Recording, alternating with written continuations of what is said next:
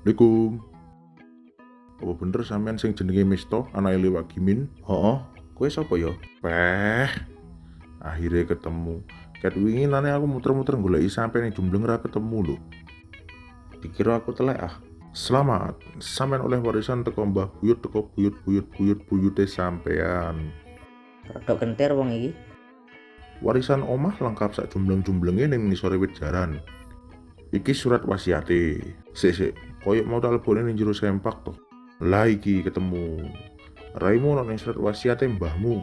Ya wis cukup ngono ae. Lek wis mari bledose tak enteni ning warunge Mbak Siti gawe tanda tangan. Monggo. Peh, kok dadi wong sugih saiki cuk. Sugih apane?